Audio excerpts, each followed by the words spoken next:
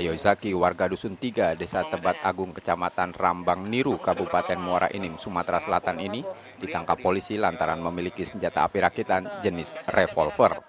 Menurut keterangan polisi, senjata api rakitan itu didapat tersangka dari pembeli sebagai jaminan hutang sabu selama 3 bulan senilai 1,5 juta rupiah. Tersangka menyimpan senpira di dapur rumahnya dan sudah ia miliki selama 3 bulan.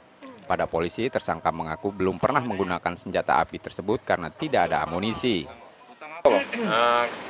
Kita mengamankan salah satu pelaku dari memiliki dan menguasai dan menyimpan senjata api, yang mana pelaku ini memiliki senjata apinya yang disimpan di belakang rumah dari ditanam di dalam tanah di dapurnya dari yang kita amankan ini. Dan pada saat ini kita memang melakukan yaitu operasi cipta kondisi, yang mana sasarannya adalah senjata api, dan kita ada peroleh pelaku ini atas nama Zaki bin Rahmat. Nah, itu kita amankan bersama dengan senjata apinya di rumahnya sendiri. Oke. Senjata api digunakan untuk apa kan?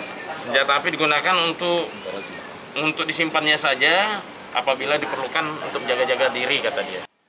Polisi masih akan mengembangkan kasus ini terutama terkait tersangka sebagai pengedar narkoba.